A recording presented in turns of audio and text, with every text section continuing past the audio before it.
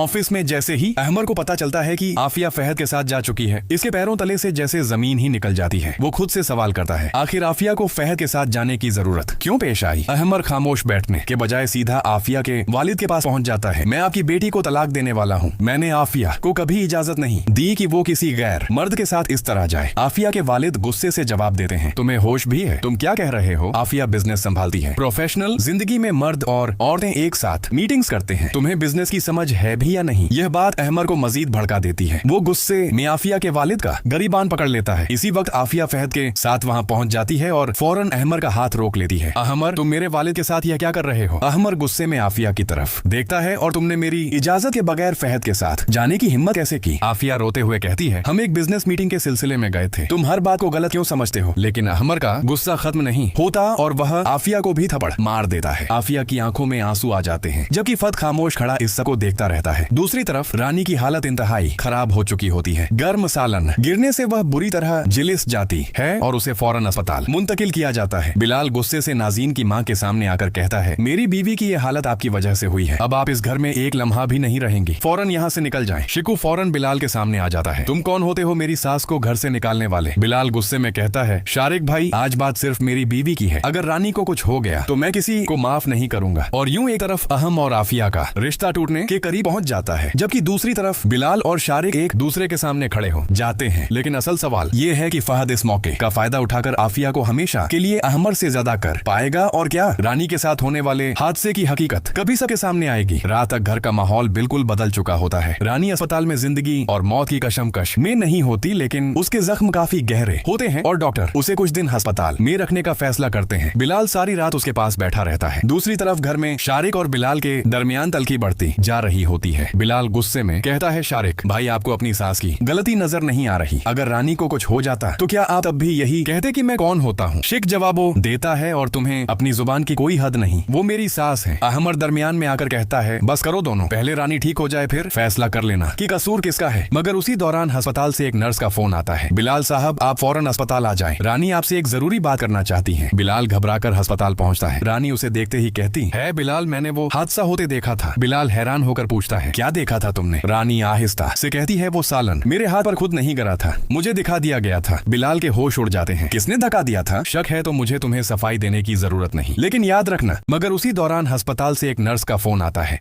बिलाल साहब आप फौरन अस्पताल आ जाएं, रानी आपसे एक जरूरी बात करना चाहती हैं। बिलाल घबराकर अस्पताल पहुंचता है। रानी उसे देखते ही कहती है, बिलाल, मैंने वो हादसा होते देखा था।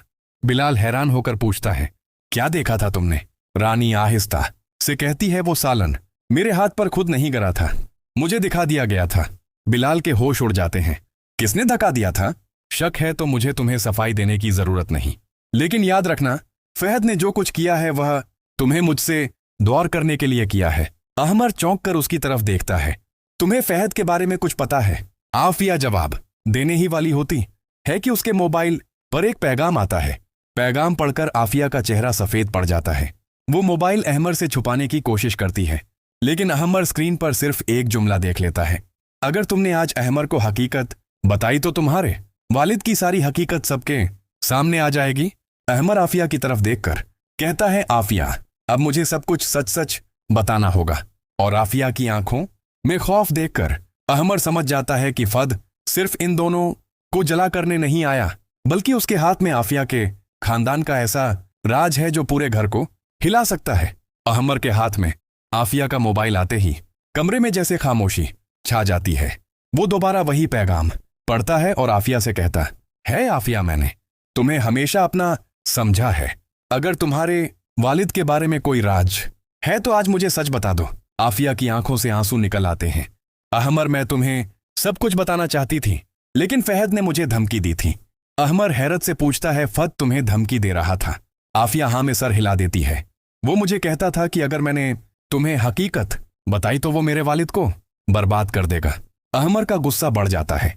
लेकिन आखिर ऐसी कौन सी हकीकत है जिससे तुम्हारे वालिद इतना डरते हैं? आफिया जवाब देने ही वाली होती है कि अचानक दरवाजा खुलता है। आफिया के वालिद सामने खड़े होते हैं। वो आफिया को देखकर कहते हैं, बस अब इस लड़के को कुछ बताने की जरूरत नहीं।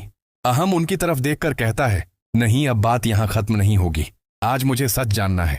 आफिया के वालिद कुछ लम्हे खामोश रहते हैं, फिर कहते हैं, ठीक है तो सुनो, फहद के पास मेरे खिलाफ कुछ पुराने कागजात हैं।